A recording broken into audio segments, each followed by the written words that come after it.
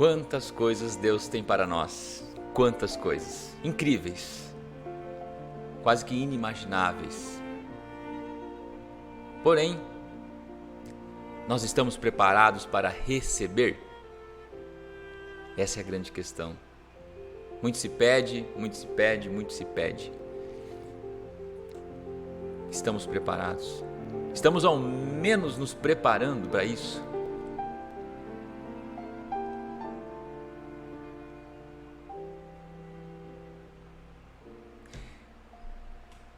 O bom de tudo é que estamos aqui ainda. Então nós temos algo para concluir, para construir aqui.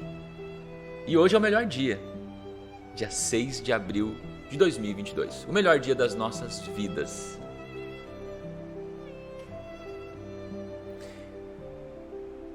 E a mensagem de Deus para nós hoje vem de Gênesis, capítulo 1, versículo 27, que diz o seguinte: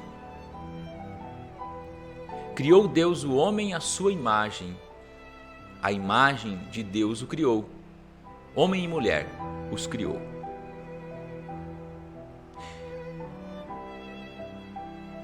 A magnitude e o poder desta mensagem para a maioria das pessoas é inconcebível. Aqui nós estamos realmente sendo colocados como a imagem e semelhança. Então nós temos algo maior do que a gente imagina ser somente o que temos. Muitas vezes você pode estar se sentindo inútil, não sei. Isso é uma mentira, uma grande mentira. Você foi criado, eu fui criado, a imagem e semelhança de Deus. Isso significa que um pouco da glória de Deus se reflete em nós. E o pecado, ele foi tirado por Jesus, que nos ama.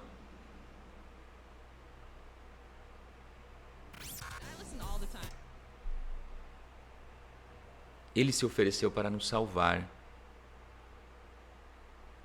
E Deus te valoriza.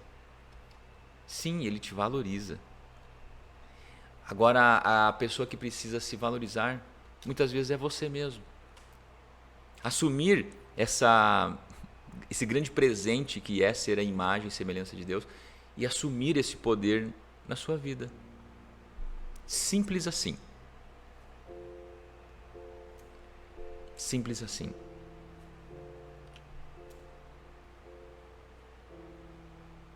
Que nesse dia você possa realmente se conectar com esse ser maior e aceitar que você tem um propósito nessa vida. Ederson, mas eu não sei qual é o meu propósito. Você já deve estar o colocando em prática. Assuma. Se coloque à disposição. Receba. Ser merecedor também é um fato muito importante nas nossas vidas. Aceite que você tem uma missão incrível aqui. Simplesmente porque você está aqui.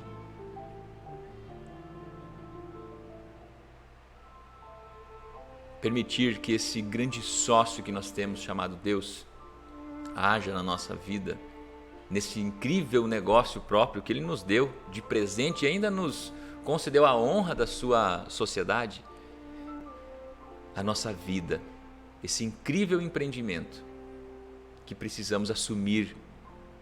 E Ele nos deu a capacidade de sermos a sua imagem e semelhança. Então Ele conseguiu, de uma forma simples, dizer assim: sou teu sócio e aqui está a sua empresa. Eu vou chamar ela de vida. Então esse é o momento de você assumir as rédeas desse grande negócio. Que nesse dia 6 de abril de 2022 você possa então tomar a decisão de sim, honrar e assumir esse grande compromisso que você tem com você. e passar assim a gerenciar, gerir, planejar, colocar tudo da melhor forma possível para que esse empreendimento tenha o sucesso que já está escrito, já está determinado na sua vida.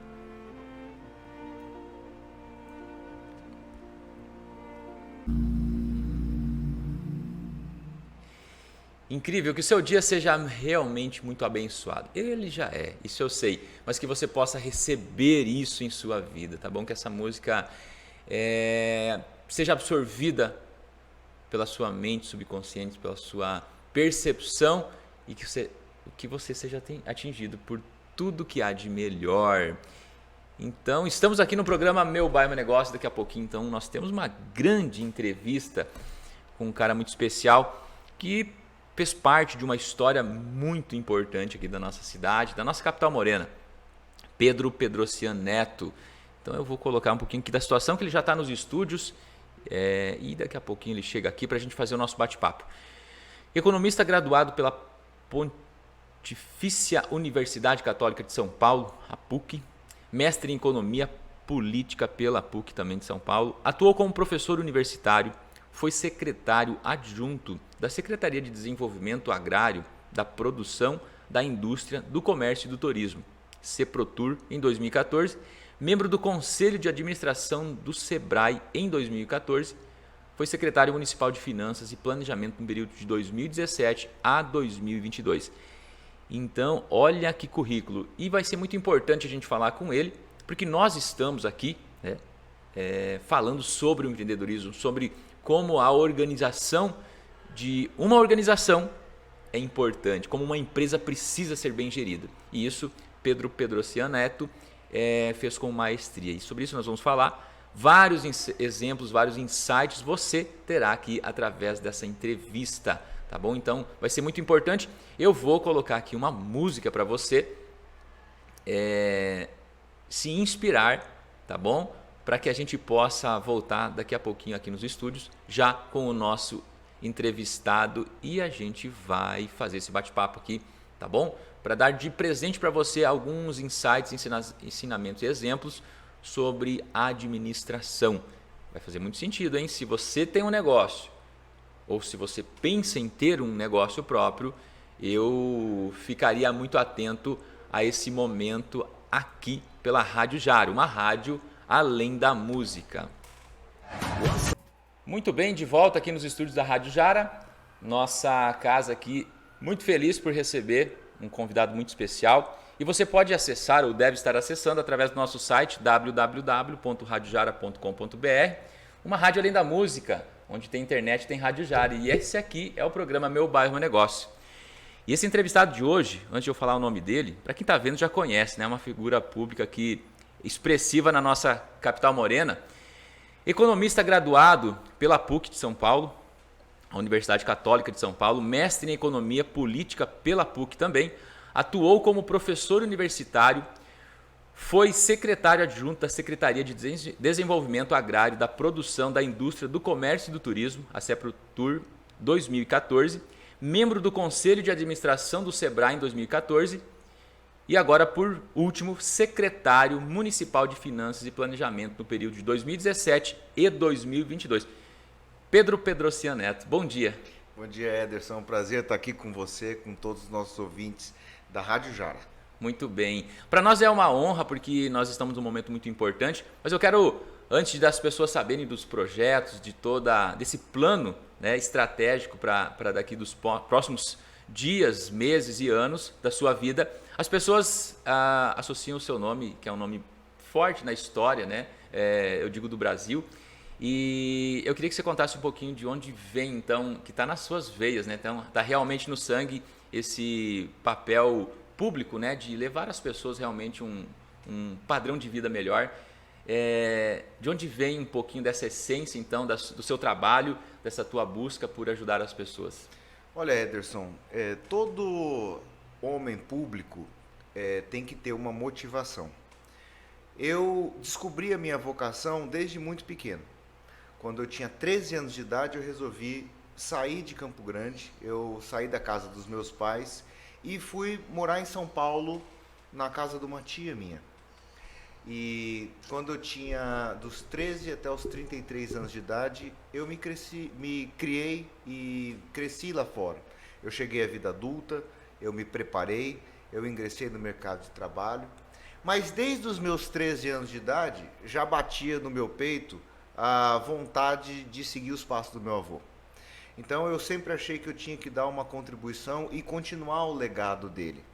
Eu me preparei, eu virei professor universitário, eu palmilhei cada um das etapas para que nós pudéssemos apresentar uma pré-candidatura para deputado estadual do Mato Grosso do Sul. Eu sempre tive muita vontade de me espelhar no trabalho do meu avô, porque aqueles que conhecem o Pedro Pedrocian sabem que poucas pessoas têm a envergadura do trabalho dele. Né? Uma daquelas pessoas que costuma dizer assim, um a cada 100 anos que nasce. Né? Uma pessoa que governou 2 estados, Marcam a história. Marcam a história, 2 estados, né? O Mato Grosso ainda indiviso, buscou uma revolução no nosso estado em termos de desenvolvimento, resgatando um ideal de Mato Grosso do Sul, um ideal de desenvolvimento e geração de emprego, geração de renda. É isso que sempre me motivou. Eu sempre quis continuar o trabalho dele. Então, quando eu comecei na vida pública, eu busquei trilhar esses caminhos. Quando o Marquinhos Trade, que agora se coloca como candidato a governador do estado do Mato Grosso do Sul, me chamou, e me fez esse grande convite para ingressar na Secretaria de Finanças, eu falei, olha aí, é um chamado de Deus para que esse nosso projeto, que estava há muito tempo, pudesse ganhar vida e ser realidade. Muito bem. O legal de ouvir você falar assim como uma referência do seu avô, porém você não hesitou em dizer assim, não, então é sorte, eu já tenho um avô que fez tudo isso, eu só preciso esperar que tudo aconteça. E quando a gente fala de empreendedorismo, esse programa é muito voltado a isso, eu defendo muito a ideia. Então você soube empreender realmente na sua vida, se preparar e não ficar que as pessoas não tenham a impressão de falar assim, ele foi escolhido, colocado por sorte, não. Mas você se preparou literalmente para assumir Olha, o papel. graças a Deus eu posso dizer com muito orgulho que o principal patrimônio que uma pessoa pode ter é o acesso à educação que ela teve. E nisso eu agradeço muito meu pai, agradeço muito a minha mãe, que nunca pouparam esforços para que eu tivesse uma educação, primeiro a educação básica, bem feita, a educação dentro de formal, casa, né? Dentro de casa, com valores, depois a educação escolar. Eu fui aluno da Pontifícia Universidade Católica de São Paulo, eu fiz o mestrado em Economia Política, e depois de fazer o mestrado em Economia Política, eu pude lecionar na universidade na qual eu fui aluno durante 5 anos. Eu sempre tive muito ligado com o meio empresarial. Outra atuação grande foi na Federação das Indústrias do Estado de São Paulo, a Fiesp, na gestão, era o final da gestão do Horácio Laffer Piva, da Klabin, e depois assumiu o Paulo Scaff, que fez uma grande atuação também, ficou durante muitos anos. Eu trabalhei na área internacional da Fiesp, era o Departamento de Relações Internacionais e Comércio Exterior, eu era coordenador da área de Economia, e nós, na ocasião, nós acompanhávamos, era muito interessante, porque poucas vezes na vida você tem a oportunidade de ver aquilo que nós tivemos chance de lá na Fiesp, de acompanhar as negociações internacionais do Brasil com acordos de livre comércio com outros países. Porque você que acompanha o empreendedorismo sabe que o país precisa se internacionalizar. Sim. Você sabe que o Brasil precisa entrar nas rotas de desenvolvimento internacionais, eu costumo dizer, Pedro, nas cadeias logísticas. Tem que vender, tem que se vender. Nós precisamos vender o nosso produto e nós precisamos trazer o produto de fora para competir com o local, sim, porque é através da competição que a gente gera inovação, que a gente gera oportunidade, né? E muitas vezes você manda uma delegação de empresários, por exemplo, para os Estados Unidos, para a Europa, para a China, ele vem de um lado como importador, ele traz um produto que ele descobriu interessante e vende para o mercado local. No segundo momento, quando esse produto ganha espaço no mercado local, ele acaba trazendo o fornecedor para investir aqui.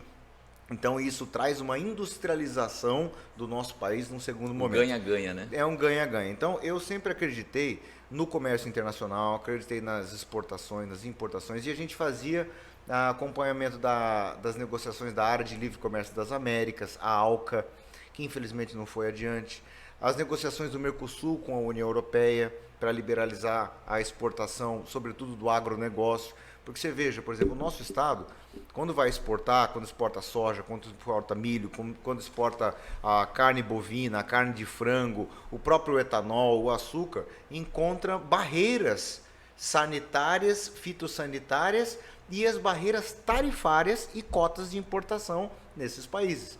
Então a gente não consegue o desenvolvimento maior na nossa produção, e olha que ainda está indo muito bem, mas não atinge a sua plenitude porque existe o protecionismo dos países desenvolvidos, países ricos, contra a nossa exportação do agronegócio. Então eu tive a oportunidade de trabalhar nessas negociações. Eu fui para Genebra, no corpo diplomático. O corpo diplomático do Itamaraty tem uma missão permanente do Brasil em Genebra, com todo o corpo diplomático, os diplomatas, os embaixadores, os ministros, ficam permanentemente acompanhando as negociações da OMC. Eu fui representando a Fiesp nesses momentos e tive a oportunidade de participar de todos esses debates. Então, foi uma coisa bastante enriquecedor como experiência. Eu que estava como um jovem que estava querendo aprender como economista, queria entender o meu país, queria militar pelo desenvolvimento do nosso país, né? Na ocasião eu morava até em São Paulo, mas tive uma experiência e uma bagagem que quando eu venho para o Mato Grosso do Sul, que é uma realidade distinta, a gente tem a oportunidade de comparar e trazer essas experiências em prol do nosso estado. Sim. O Mato Grosso do Sul é um verdadeiro país. Eu costumo dizer assim, o Mato Grosso do Sul é o nosso país. E esse nosso país, Mato Grosso do Sul, Ederson, sabe qual que é o tamanho do nosso estado? 35,7 milhões de hectares. Uau! Se nós pegássemos e comparar com um país, exatamente do tamanho da Alemanha. Então, e nós temos aí uma população de cerca de 3 milhões de habitantes, que é mais ou menos o tamanho da zona leste de São Paulo. E Pedro, nós somos a rota mais viável que conecta todo o país, porque ninguém gosta mais isso, mas também ninguém gosta de passar muito por São Paulo pelo fluxo intenso, e aqui você tem livre acesso a todos os cantos do Brasil, além dessa questão da bioceânica. Olha, se você olhar pro mapa da América Latina, você vai olhar o Mato Grosso do Sul exatamente no coração da América Latina. Até parece um coração, né, o formato do estado. Nós estamos exatamente no centro. Pedro, mas antes de a gente continuar nesse assunto, que é muito importante, eu queria ressaltar algo que eu venho falando com alguns locutores aqui da rádio, Gino Rondon, que é uma referência até em treinamentos políticos, Edson Moraes, que é um jornalista, escritor aqui da nossa região também, que representam muito bem o papel que eles escolheram assumir aí na vida profissional. E para mim é muito importante quando eu converso com eles, porque eu sou um aprendiz, né? Então, comparado à história deles, eu sou um aprendiz. E o que me chama atenção, e eu sempre coloco, é a minha opinião, tá? Que todo esse papel de busca por conhecimento, de formação, de aprendizado, tinha que ser inevitavelmente uma regra única e imensurável, e não poderia mudar essa regra para quem quisesse servir a vida pública. Porque o que a gente vê? Despreparo. Literalmente despreparo. Eu falo, é o meu jeito de falar, eu falo que às vezes é meio burro, né? Você olhar para uma situação de alguém que está gerindo que não gere, não sabe, ele não estudou para isso. Não estudou. Então, o que eu quero dizer assim, Pedro, que bacana e parabéns por se posicionar assim como profissional, não como político. Isso é muito importante, porque eu digo, se tivesse uma credencial para se candidatar, tinha que ter no mínimo a formação que você acabou de... Né? Deve ter mais coisas, você não fica sem estudar, mas uma formação acadêmica que ela te dá a garantia de poder estar à frente de uma empresa, que é um município, um estado, um país. É uma empresa. Não tem como... é uma empresa. Eu penso assim, imagina se cada eleitor tivesse uma empresa e ele precisasse contratar um indivíduo para administrá-la. Exatamente. Ele ia chamar o vizinho... Eu só ressaltando, é isso Pedro. Mesmo, você tá correto, porque é negócio. Quando você vai contratar uma pessoa, você olha o currículo dela, você vê se ela tem bons antecedentes, você vê se ela teve realizações ou não. Quando a gente faz a discussão sobre política, e nesse ano de 2022 nós temos a oportunidade de redefinir os rumos do Mato Grosso do Sul e os rumos do Brasil, nós temos que olhar para o candidato e muito menos daquilo que você quer fazer, porque tem muita gente que fala assim, eu quero fazer na saúde, eu quero fazer na educação, eu quero fazer no desenvolvimento econômico. A minha pergunta é, o que você já fez? Qual é a sua biografia? Qual é o seu legado? Qual que é a sua trajetória? Isso. Qual que é o seu conjunto de serviços prestados para a coletividade? Qual o know-how que você tem para isso? Qual o know-how que você tem isso? Quer dizer, você está autorizado a fazer isso por conta da sua experiência? Então, eu sempre tive a noção de que eu não deveria queimar etapas. Muita gente, quando eu era até mais jovem, falava, você tinha que sair candidato. Eu falei, não estou pronto ainda. Eu preciso ter uma série de experiências anteriores para isso. E essa última experiência como secretário de Finanças de Campo Grande me colocou, e eu agradeço muito ao Marquinhos por isso, numa posição de consciência real da nossa cidade, do que é gerir a coisa prática, pública, né? Prática, porque eu sempre tive a teoria quando eu estudei, né? E agora eu tive a oportunidade de ver na prática de como é administrar uma cidade. Então hoje eu tenho experiência administrativa. Quando eu quero colocar o meu nome para o parlamento, no parlamento estadual do Mato Grosso do Sul, é com essa bagagem, é com essa noção do que é possível o Mato Grosso do Sul chegar, e eu tenho o ferramental para que eu possa ajudar o povo. Eu trabalho com treinamento e mentoria empresarial, e que acaba sendo pessoal, né? Porque a gente lida com, depois de um CNPJ, sempre tem um CPF envolvido. E é como se fosse o sonho de um eleitor que tudo der certo, e daí o empresário fala assim, eu só quero vender mais. Eu falei, mas tipo, você treinou para vender, você treinou para gerir o teu negócio, o que falta muitas vezes é isso. Eu quero só lembrar que quando eu falo uma formação acadêmica, é para validar aquele que não tem nenhuma experiência. Agora, se tiver o cara que provou na prática que ele é um bom administrador de uma empresa, tá tudo certo. É o que eu estou dizendo assim, aqui não tem lei que rege esse critério que eu estou colocando como minha opinião. Mas seria, nossa, de extremamente importância se a gente pudesse considerar assim, escolher profissionais gabaritados, porque ninguém também vai num hospital e fala, bom, acho que eu vou pegar qualquer um para fazer uma cirurgia no meu filho. Né? Você vai olhar e vai, bom, esse médico, bom, ele já salvou tantas vidas, ele fez isso. Então, é só uma forma simples de você escolher. Eu digo que muitas vezes se apega ao efeito manada, né? É verdade. Estão indo para lá? Vamos, mas para onde você está indo? Não sei, está todo mundo indo para lá. Então, eu digo que se puder se considerar, e aqui eu estou só dizendo sobre uma parte empreendedora, o cara capacitado, para não... literalmente para não fazer merda, né? E isso é horrível, porque a gente passa pelo problema de ser consequência de tudo que se é feito. E trazendo um pouquinho dessa sua capacidade de ter tido a prática nesses últimos anos, também teve um momento assim anormal para o mundo todo, que foi a pandemia. É verdade. Eu acredito que foi mais difícil, né? Então, porque não era uma decisão... Não tinha manual de instrução desse tipo negócio. Assim, você já foi colocado numa situação que tipo, não tinha referência. Deixa eu ver aqui nas histórias como que se faz na pandemia, né? Então, eu digo, é ruim? Deve ter sido, mas grande oportunidade, que você acabou de falar lá no início, sobre a oportunidade que você teve na vida de acessar a educação e não hesitou em aproveitar. Então, a dificuldade da pandemia então, também foi uma oportunidade. Não sei se é assim que você viu, apesar dos pesares, né, de grandes percas, mas assim, teve que fazer do zero para cima, né? Olha, mar calmo não faz bom marinheiro. É o mar revolto que faz o bom marinheiro. Sim. Então, se a gente queria um mar revolto, a gente teve nesses últimos 2 anos. Você desejou bem o que você queria como prática. Cuidado com o que você deseja, né?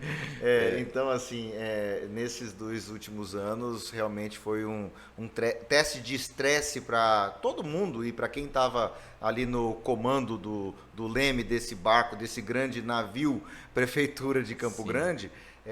Foi com grandes emoções, não era para cardíacos, né? Não era para cardíacos. Chegou um determinado momento em que a gente não viu luz do fim do túnel, né? Porque a arrecadação desabou, né? A arrecadação da prefeitura simplesmente caiu 80%, 90%, porque, lógico, as pessoas que estão no meio de uma restrição de vendas, restrição de locomoção, a última coisa que as pessoas vão fazer é pagar os impostos, pagar o IPTU, etc.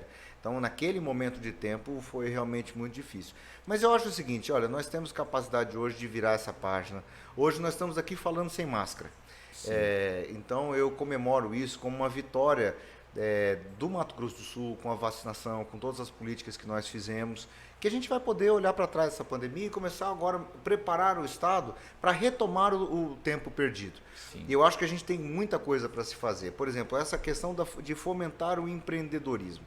Tem uma coisa, Ederson, que eu, como já fui secretário de desenvolvimento da produção na época da Tereza Cristina, eu sempre pensei, às vezes os municípios e as pessoas pensam que a solução está fora dos municípios. Vou dar um exemplo. Você fala assim, olha, chega uma cidade pequena e ela fala assim, olha, quando vier uma indústria de São Paulo, a gente vai se desenvolver. Quando vier uma multinacional dos Estados Unidos, a gente vai se desenvolver. Ou, quando Brasília liberar recursos, a gente vai se desenvolver. Eu acho que isso pode ser verdade, é lógico que quando isso acontece é um grande efeito.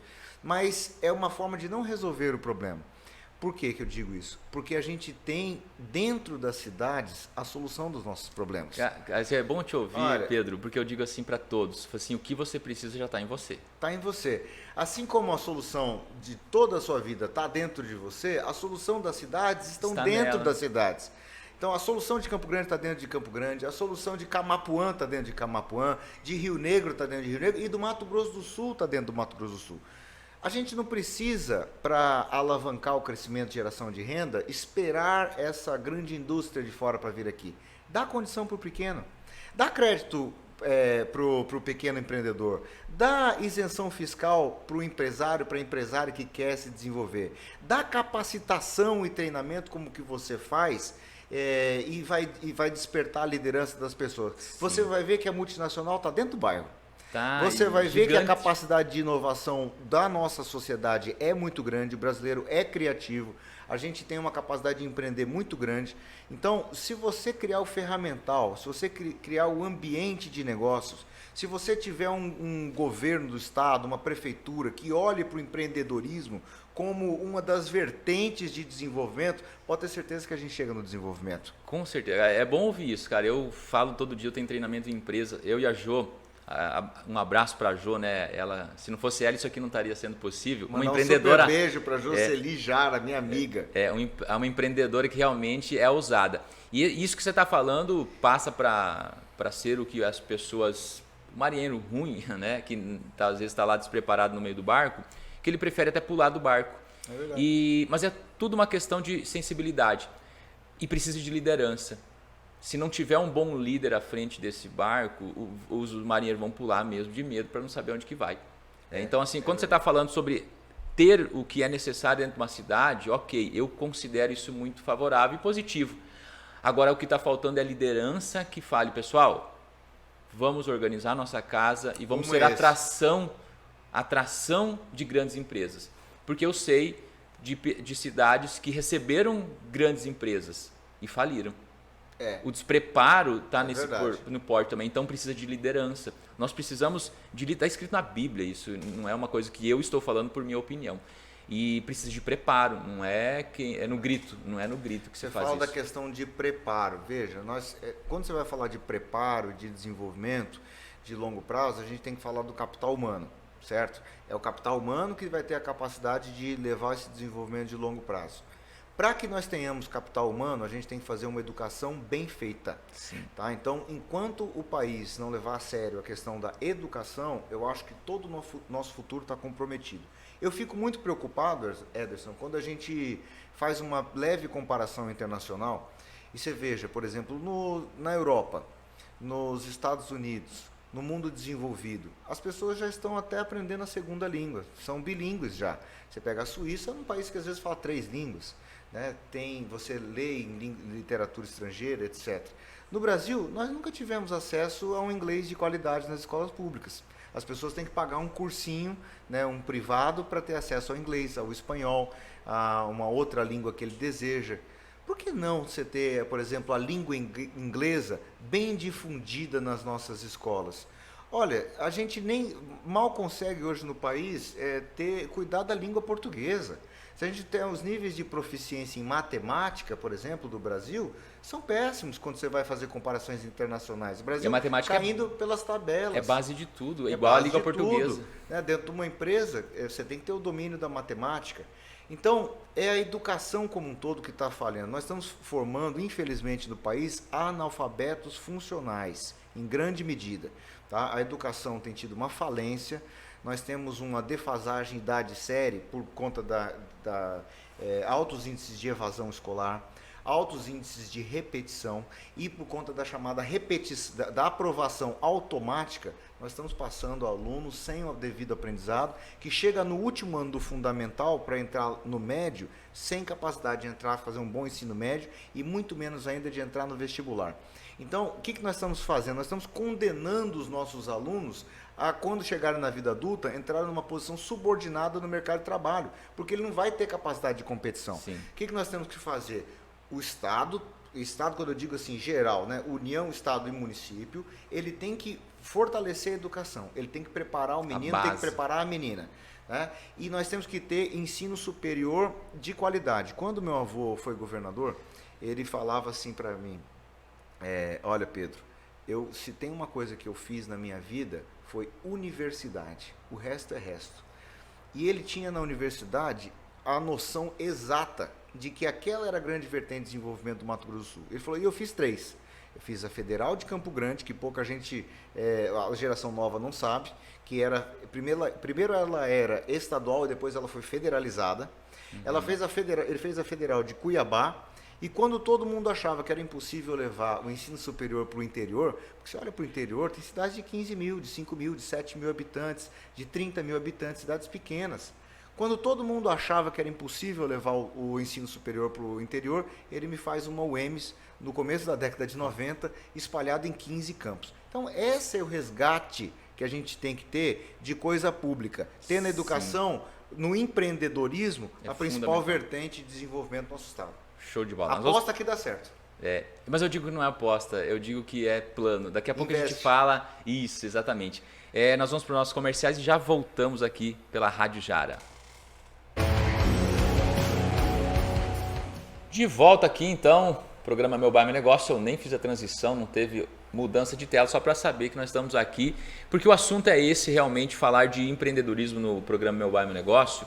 E a Rádio Jara tem esse compromisso de simplesmente falar o que está acontecendo e como é que acontecem as coisas. Quando eu falo em um treinamento, em uma empresa que eu vou lá, eu preciso analisar, eu preciso olhar, eu preciso perceber o que está acontecendo, eu preciso vivenciar aquilo para poder mostrar para o empresário, para o empreendedor, como ele precisa olhar para o cliente dele. E dentro do meio político, para mim, é a mesma coisa. A visão não tem que ser do eleitor para o político, e sim do político para o eleitor. O político tem que entender o que ele precisa fazer para que a vida do eleitor seja melhorada. Não o desejo somente de uma população que, se der tudo certo e a sorte estiver do nosso lado, nós teremos prosperidade. Eu digo que sorte, Leandro Carnal já diz, né, que sorte é a palavra que o vagabundo usa para justificar a preguiça que ele tem. Isso é sorte. Então a gente tem que ter planejamento. E quando eu escuto Pedro Pedrocian Neto falar sobre a formação dele e sobre as análises pautadas em números, e número não nos engana, né? Número não engana, como hoje as pessoas podem esperar do profissional, não do político, mas do profissional dentro da área que atuou como estudo e como prática, para mostrar realmente como uma liderança confiável o rumo que a gente vai seguir depois desse ano político, que é uma reviravolta, né? Nós estamos agora tracionando após a pandemia, e quem melhor estiver preparado vai levar o seu povo para um lugar então tão almejado. É verdade. Assim como nas decisões cotidianas e diárias de uma empresa, você não pode se dar o luxo de errar muito. Você até pode errar, mas você não pode errar sempre. Se você errar sempre, você vai levar o seu negócio, você vai levar a sua vida à ruína e ao fracasso. Então, nós não podemos errar. Errar o mínimo possível. Agora, no ano de 2022, nós realmente não podemos errar no país. Por quê? Porque o país, se você for olhar, Ederson, todos os indicadores econômicos de produto interno bruto, quando você olha o PIB, que é o grande indicador de riqueza, de produção de riqueza do país, se você olhar o produto interno bruto de 2022 do Brasil e dividir pelo número de habitantes, o chamado PIB per capita, o nosso PIB per capita não é muito diferente do PIB per capita de 10 anos atrás. O que significa? O país passou 10 anos sem grande crescimento econômico. Estável. Estável, ou melhor, estagnado. É uma palavra mais dura. Tá? Então não é questão de avaliação, de paixão, política, torcida, nem nada. São dados econômicos. Tipo assim, não é água de poço, estava congelado. Então, olha, é uma situação. O país há 10 anos que praticamente não cresce, enquanto o resto do mundo cresceu. Tá? Então, nesse ano de 2022, nós temos que retomar essa capacidade de crescimento.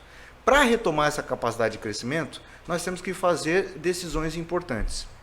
Então, eu creio que numa eleição como essa que se avizinha aí de outubro de 2020, nós temos que fazer uma escolha consciente, tal como você falou. Sim. Nós temos que analisar a ficha de trabalhos prestados pelas pessoas. Nós temos que olhar a trajetória. Nós temos que olhar a biografia. Nós temos que olhar a visão de mundo das pessoas. Submeter os candidatos, assim como a gente vem aqui e fala no seu microfone aqui da Rádio Jara, para que as pessoas possam ver assim, o que pensa essa pessoa, o que pensa esse candidato ou pré-candidato.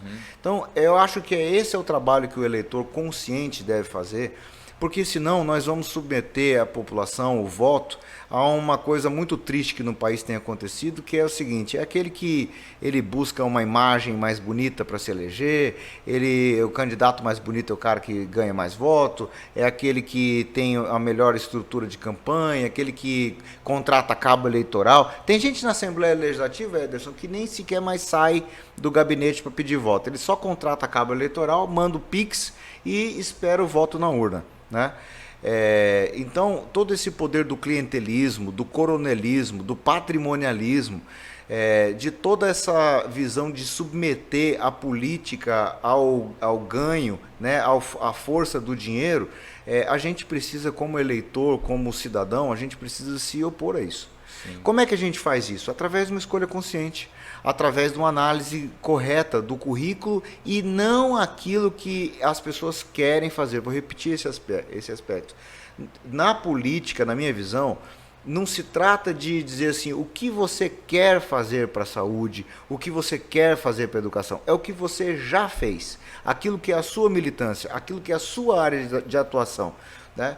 Então, quando a gente vai tratar dessas coisas, assim, eu tenho bastante, eu me sinto confortável em dizer que eu vivi todos esses temas. Dentro de uma prefeitura como a de Campo Grande, na gestão do prefeito Marquinhos Trade, tive a oportunidade de ser secretário de Finanças e Planejamento, o nome da secretaria. Cara, é uma coisa que eu levo à frente de todo empreendedor, planejar. Não é, muitas vezes as pessoas acham que a Secretaria de Finanças é uma mera pagadoria. Chega lá um boleto, uma duplicata, você paga, você paga no TED, o Pix, etc., paga a notinha. Mas não, você tem que olhar o conjunto da obra e planejar. Sabe qual que é o orçamento de Campo Grande? 4 bilhões e 800 milhões de reais para esse exercício de 2022. No governo do estado é acima de 22 bilhões de reais esse orçamento. Então, quando você olha para uma empresa desse tamanho, né, duas empresas desse tamanho, ou você tem planejamento ou você vai levar essa empresa à ruína, porque os interesses são muito distintos, a realidade é muito complexa, então você tem que ter uma noção de onde que você está, qual que é o caminho que você vai levar e onde que você quer levar esse barco. Falando dessa análise que o eleitor precisa fazer, né, das tais promessas, né, políticas, eu trago algo que eu levo como até uma ferramenta de trabalho, que é a expertise de aprender a fazer pergunta.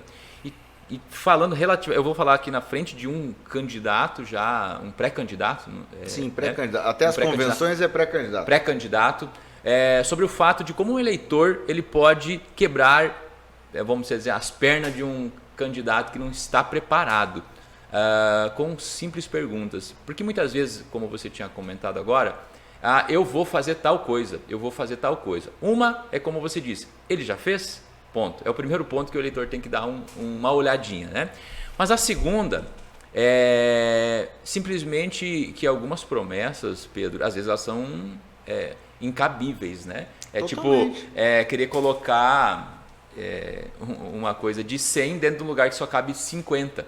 Então, é fácil o eleitor ele condicionar a capacidade até de postura de um cara que está à frente de querer liderar um estado, um município. Baseado em qual número, meu amigo candidato, você está falando isso? Porque às vezes o cara promete construir 1000 casas, né? Ele sabe quanto que custa uma casa, para fazer uma casa? Ele sabe quanto tempo leva? Ele já construiu alguma casa? Essa que é a questão. O eleitor ele tem que ter mais inteligência e raciocínio rápido verdade. em fazer pergunta. Ah, eu vou colocar tantos leitos, eu vou construir mais 2 hospitais. Sabe quanto custa um hospital, querido político? Fazer pergunta. Põe o cara na berlinda, coloca ele numa sinuca sem bico. O cara que tiver capacidade de ter feito, ter estudado, se preparado, ele vai responder. Não, baseado no número tal, tal e tal. Olha, o eleitor pode fazer isso, fazer essa análise. É que é muito prática aqui, tá, Pedro? Mas tem um profissional que tem como missão número 1 fazer isso, que é o jornalista.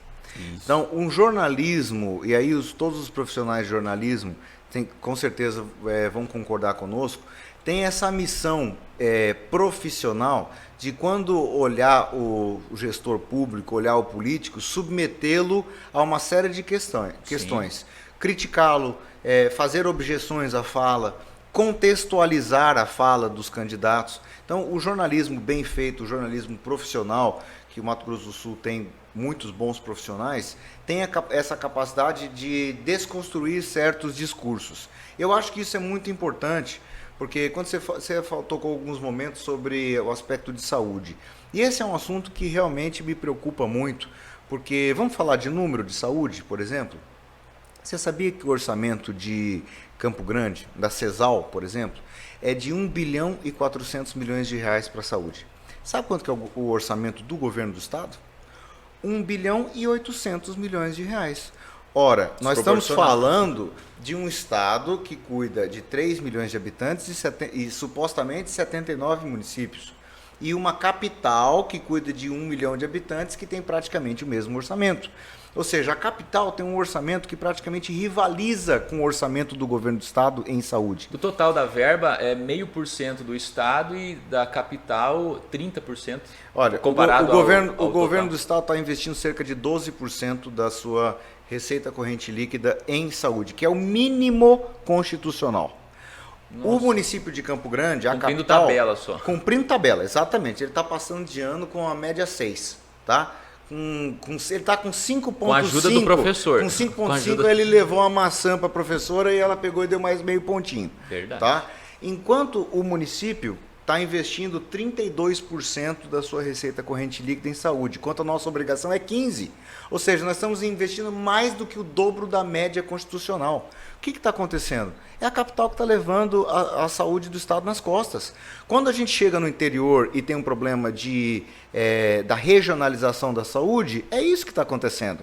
É porque o governo do estado está se omitindo nos investimentos em saúde. Quando você vai para Pedro Gomes, quando você vai para Coxim, vai lá em Coxim, que é uma cidade já de tamanho, de um porte considerável. Tem uma complicação um pouquinho maior, você não encontra especialista ali. Se você precisa de uma cirurgia de média e mais alta complexidade, você tem que mandar para um grande centro. E é possível modelar o que se fez aqui na capital como referência, como exemplo, e levar isso para o estado? É possível, com certeza, tecnicamente falando? É possível, sim. Nós temos que aliviar o peso da capital como fornecedor de serviços de saúde e criar essa saúde no interior do estado do Mato Grosso do Sul. Estratégia do seu avô de levar o estudo lá, não trazer o estudante aqui. Exatamente. Então Olha, possível. E a gente, você vê que coisa, né? A gente chega ao absurdo das pessoas terem algum tipo de cirurgia, de uma necessidade de um exame, tem que encontrar um político, encontrar alguém que possa fazer um favor para que essa pessoa possa ter esse direito social constitucional atendido. Eu já estou vendo outra situação que é pior ainda. A gente se acostumou e normalizou essa situação. Por quê? Porque a saúde não está funcionando no Mato Grosso do Sul, porque o governo do estado não está investindo. O governo do estado está investindo muito pouco. Você tem uma ideia, vamos falar dos hospitais. Você sabia que o governo do estado investe na Santa Casa por mês menos do que o município de Campo Grande? Tem cabimento um negócio desse? É desproporcional. É desproporcional. Quem tem condição de ajudar a sanear a Santa Casa é muito mais o governo do estado do que o município. Ela recepciona o estado. Né? Ela é filantrópica, é uma instituição filantrópica que trabalha exclusivamente para o SUS e ela tem um financiamento tripartite, federal, estadual e municipal. O município coloca cerca de 5 milhões de reais. O governo do estado coloca menos do que isso, cerca de 4 milhões de reais. E o restante é a União, e o total que a gente repassa é cerca de 24, 25 milhões de reais por mês para a Santa Casa. Você acha que é justo o governo do estado investir menos do que a prefeitura? Isso é a mesma coisa no Hospital do Câncer, na Cândido Mariano, nos outros hospitais. Chega a agredir, a agredir o bom senso. Pega o valor do investimento per capita que o governo do estado faz em saúde e o do município de Campo Grande. Nós estamos investindo o dobro do governo do estado. Sabe quanto que isso arrecadou de ICMS de combustível? Sabe, para a gente fazer pequenas comparações. Ano de 2021, só o ICMS sobre os combustíveis, etanol, gasolina e óleo diesel, 3 bilhões e 800 milhões de reais. Enquanto você pega o orçamento de saúde, é 1,8 bilhão. Não tem cabimento. E aqui é um ponto culminante para o eleitor e até para os jornalistas, né? Isso aqui são números, isso aqui não é uma invenção, isso dá para pesquisar. Que bom seria se cada fachada de cada um desses órgãos assim filantrópicos pudesse ter lá evidenciado a participação, para a população entender o que acontece, porque às vezes o que acontece dentro de um plano financeiro, de um planejamento, não é explícito, tem que pagar. Não, mas espera aí, quem que está pagando a conta, né? Essa é a importância. E aí, se a gente vai mais profundamente olhar, tem a ver com planejamento, porque só é possível com plano, porque não adianta só ter dinheiro, tem que saber o que fazer com o dinheiro, né, Pedro? Exatamente, tem que saber o que fazer com o dinheiro. E hoje, além da saúde, quantas coisas assim você poderia pontuar que estão tendo a necessidade absurda de uma intervenção de plano, de realmente estratégia, que você possa pontuar além do que é a saúde, e um exemplo claro que você colocou aí? Olha, tem diversas coisas. Por exemplo, você está muito ligado na noção de empreendedorismo, de crescimento, de geração de negócios, né? Uma coisa que eu acho que o nosso estado precisa modificar e deixar um pouco de entrar a luz do sol e a luz do dia, porque a sensação é que as coisas são feitas às escuras, é com relação ao incentivo fiscal. Quando a gente olha, eu fui secretário adjunto de desenvolvimento da produção. Você sabe que existem empresas, às vezes dentro do mesmo ramo de negócio, que no governo do estado do Mato Grosso do Sul, tem X% de incentivo fiscal e outra empresa muito parecida tem 2X. Tá? Então, isso cria distorção competitiva, porque é o estado quem está escolhendo o ganhador, quem é o perdedor, para não falar de outras coisas, tá? Que ficam no ar, Sim. Tá? Que ficam parecendo no ar. Então, o que nós temos que fazer? Clarificar o incentivo fiscal. Nós temos que ter uma mesma regra para todo mundo. Se você fez um investimento, se você gerou o número de empregos determinados, vamos dar condições isonômicas de competitividade para todas as empresas. O incentivo fiscal precisa ser democratizado. Precisa ser para grande indústria que tem capacidade, mas tem que ser para média indústria, para pequena indústria e para micro. Tipo uma cota para cada tamanho. Cota. A gente tem que ter uma política de desenvolvimento através dessas renúncias fiscais que seja homogênea, que seja transparente, que seja republicana. Aqui em Campo Grande nós fizemos uma modificação do PRODES, que é a Lei de Desenvolvimento, o nosso programa de desenvolvimento. Antes, esse PRODES, ele tinha um seguinte problema. Toda vez que você tinha que incentivar uma empresa, você tinha que fazer uma contratação de um estudo de viabilidade. Esse estudo de viabilidade demorava 6 meses para ser feito, custa 15 mil, 30 mil reais às vezes um estudo de viabilidade, submetia-se a um conselho, virava um projeto de lei e mandava para a Câmara. Chegava para a Câmara, passava por todas as comissões, Constituição e Justiça, Assuntos Econômicos, até chegar no plenário para ser votado por 29 vereadores. É lógico que não tem como ser rápido um negócio desse, você concorda? Sim, sim. Não tem como. Então, quando você vai assim, eu quero montar uma sorveteria no meu bairro, eu quero montar uma padaria lá no Copa Vila, eu quero montar um armazém no Zé Pereira. Esse cara nunca acessaria o incentivo fiscal da prefeitura. O que nós fizemos? Falou, peraí pessoal, vamos dividir o problema em dois. Grandes indústrias, grandes empresas, até podemos fazer esse rito. Embora eu fosse favorável que a gente colocasse de outra maneira, mas fui voto vencido nesse aspecto.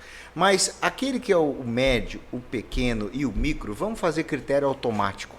Agilidade. Rapidão, agilidade. Você interpôs uma carta consulta dizendo que você vai fazer tal investimento, vai gerar tal emprego, imediatamente vamos reduzir por 5 anos o IPTU. Para zero, fixado em lei. Imediatamente reduz de 5% para 2% o ISS, que é o máximo que a lei nacional permite. Imediatamente reduz todo o ISS de construção, porque quando você vai levantar uma parede, você vai contratar uma construtora, você tem que pagar o ISS da obra. Sim. Então, barateando o investimento. Imediatamente vamos reduzir a COSIP, que é uma taxinha que tem na conta de luz, para baratear a sua conta. Que a gente poderia retirar e nós retiramos. Então, o que nós fizemos? Nós democratizamos o incentivo fiscal. Nós fixamos critérios em lei que todo mundo pode acessar imediatamente. Você não precisa esperar mais um ano. Você pode, cerca de uma semana, entra com uma carta consulta e a gente já reduz o seu imposto. Ah, Pedro, mas e se a empresa não fizer o investimento? É simples. Ederson, a gente perde o benefício, manda um auditor fiscal, ele vai no local e fala, olha, ele prometeu fazer o tal investimento, gerar tal emprego, não fez nada disso, gozou do incentivo fiscal de maneira indevida. Bom, o que acontece? Você volta os impostos naquele CNPJ, você volta o IPTU naquela inscrição imobiliária e manda para a Procuradoria para fazer a execução fiscal. O município não perde absolutamente nada. Então, vamos acreditar na palavra do empresário? Vamos pegar a indústria, mas vamos fortalecer o comércio, vamos fortalecer o serviço, vamos fortalecer o grande, mas o médio, o pequeno e o micro. Sim. Vamos ajudar quem vem de fora, que quer investir no nosso município, no nosso estado, mas vamos dar oportunidade a quem está aqui. Quem está pagando DARF, quem está pagando DAN, quem está pagando duplicata, quem está pagando imposto aqui, quem está gerando emprego e desenvolvimento, que muitas vezes quer ou abrir novos negócios, ou pegar o seu negócio e ampliar e tem muito, hein? E tem muita gente. Então, vamos confiar no nosso povo. Bom, isso nós fizemos na prefeitura. Tem que fazer a mesma coisa no governo do estado. Tá? Existem segmentos que são muito incentivados, outros segmentos que também deveriam ser incentivados e não são. Então, nós temos tratado de maneira isonômica as empresas dentro do mesmo setor, o setor em relação ao outro, que tem distorção também, e as cidades. Ou a gente cria uma política de desenvolvimento que vai interiorizar o desenvolvimento, ou nós vamos concentrar em apenas algumas cidades. Eu sou favorável para uma reforma mais ampla. Muito bem, muito bem. Nós vamos para os nossos comerciais e voltamos com o último bloco aqui do programa Meu Bairro Negócio, para a gente finalizar, e realmente é um bate-papo promissor. Isso é muito bom a gente ter aqui, porque como nós defendemos o empreendedorismo, estratégia, planejamento, entender de números é muito importante. Já voltamos. O bloco do programa Meu Bairro Negócio com o pré-candidato Pedro Pedrocian Neto a estar à frente da liderança aí desse estado. É tão bom conversar e eu queria que todos pudessem acessar essa entrevista para saber um pouquinho da história, para saber um pouquinho bem, na real, assim vamos falar, a capacidade que cada um tem. E a gente está aqui, Rádio Jara, uma empresa que está aberta para qualquer candidato, mas venha preparado, candidato, que a gente gosta de fazer pergunta legal. A gente sabe que empreender é como gerir um estado, como gerir uma cidade, é a mesma coisa. Então, venha preparado, mas a gente sabe como fazer pergunta e vai ser muito legal essa parte. A gente deixa as portas abertas para quem quiser vir, sim, aqui nos estúdios da Rádio Jara. Pedro, assim, eu sei que você tem uma agenda agora, eu queria que para o final do nosso programa, assim, parabenizar pela tua história. No início você falou sobre o legado do seu avô, Pedro Pedrocian, mas aqui fica bem claro para mim sobre já não é mais o nome dele que tem uma representatividade. Você já está carimbando o teu nome na história, tanto da cidade, pelo que você fez, e agora rumo aí ao Estado. E é bom a gente levar em consideração a nossa história, né? A nossa essência, nossos precursores, a família. Isso é bom como referência, mas assumir o compromisso de fazer o que tem que ser feito por conta própria é ousadia, é coisa de empreendedor mesmo. Tá? Eu queria que você deixasse então um recado para que as pessoas tenham sim, na sua pessoa como pré-candidato, a responsabilidade e o compromisso de fazer o que tem que ser feito. Ederson, eu te agradeço muito pela oportunidade que você está nos dando para poder expor a nossa visão de mundo, a nossa história, a nossa trajetória para o público do Mato Grosso do Sul. Como você bem colocou, eu busquei construir esse nosso projeto de uma candidatura através de muito trabalho, através de muita dedicação, através de muito esforço. Logicamente que eu carrego o nome do meu avô e eu tenho muito orgulho. O Pedro Pedrocian, para mim, é um ícone no estado do Mato Grosso do Sul e na vida pública brasileira. Então, eu quero aliar essa tradição do passado, porque quem não tem passado não tem futuro, sim, mas eu quero aliar essa tradição à modernidade. Eu quero aliar essa modernidade com propostas novas, com propostas inovadoras, com uma visão de Mato Grosso do Sul, com uma aposta no empreendedorismo, numa aposta no desenvolvimento do nosso estado. Eu me preparei para que a gente chegasse até aqui. Eu gostaria muito de poder dar uma contribuição para o meu estado, tal como nós demos uma contribuição para Campo Grande na gestão do prefeito Marquinhos Trade. Nós pegamos uma cidade com muitos desafios, com muitos problemas, com muitas dívidas, atrasando o salário, e hoje a situação de Campo Grande é muito distinta. É lógico que uma cidade de 1 milhão de habitantes tem sempre muitos desafios e tem muita coisa para se fazer, mas certamente nós entregamos hoje, nesse ano de 2022, uma cidade muito melhor do que aquela que nós recebemos em 2016, legada pelo passado. Então, é um pouco desse espírito, dessa vontade de fazer, dessa vontade de mudar, que nós gostaríamos de levar para todo o Mato Grosso do Sul.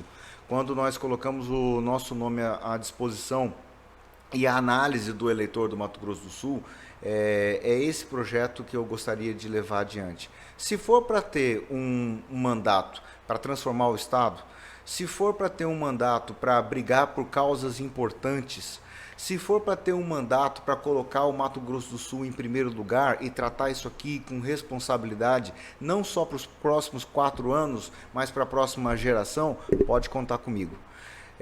Eu quero fazer política para fazer política com P maiúsculo.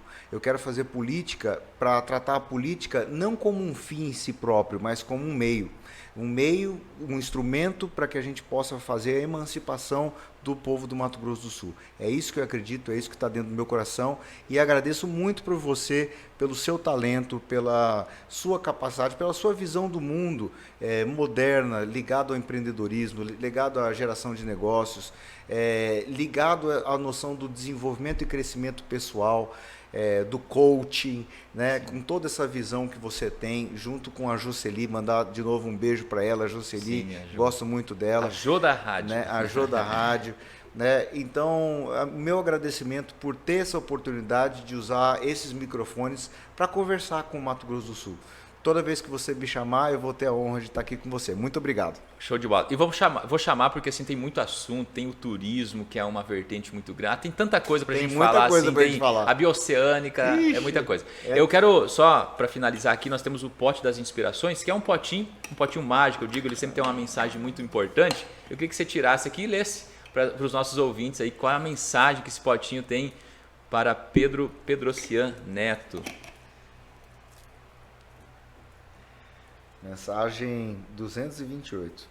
O pensamento positivo gera energia positiva que se transforma em saúde.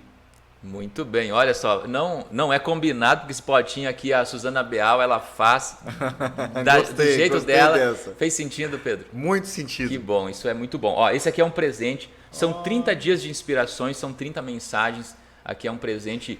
Que legal, eu confesso que eu fiquei tentado a pegar mais um. Não, mas é um por dia. Aqui tem, é verdade, ela faz, são 365 mensagens. Olha que legal. A ideia de Esse é o sentido que eu digo que as pessoas elas estão alinhadas com o propósito. Quando elas realmente se emocionam, elas entendem que uma frase tem sentido em suas vidas. Eu digo que muitas empresas às vezes não tem sentido para o próprio empreendedor. Muitas cidades não tem sentido para o próprio líder da cidade, porque é só uma passagem para ver o que ele pode ter de benefício próprio. E quando a gente consegue entender que nós fazemos parte de um mundo e só estamos aqui para ajudar as pessoas, a nossa vida começa a ser transformada. Então, parabéns. Tá? Voltaremos a falar, eu quero falar sobre turismo, eu sou fãzaço dessa área do empreendedorismo e o nosso estado ele não está aparecendo, não pode ser só uma cidade referência de turismo. É verdade. Um estado tão maravilhoso, tão Concordo. grande, gigante e é muito dinheiro parado na mesa. Muito dinheiro. Parabéns, Pedro, que você não tenha sorte no que você está querendo fazer, que você tenha planos, planejamento, tá bom? Com certeza. Parabéns, um forte abraço. Estamos de microfones ligados para todo pré-candidato, candidato. Quem quiser vir aqui falar, pode vir falar. E quem não gostou do assunto, pode também questionar. Pedro já falou, pode perguntar o que quiser que eu respondo. Isso é abertura, isso é transparência. Tá? Estamos aqui no site www.radiojara.com.br, onde vai subir uma matéria sobre tudo que nós falamos aqui. Então, você pode ir lá no site assistir tudo isso aqui. Vai ficar gravado. E nós queremos desejar um dia incrível. E é o melhor dia das nossas vidas até hoje, hein? E ainda dá tempo de vivenciar esse dia de uma forma maravilhosa. Um forte abraço, fiquem com Deus. Até sábado, 7h31 eu estou de volta aqui com o programa Meu Bairro, Meu Negócio.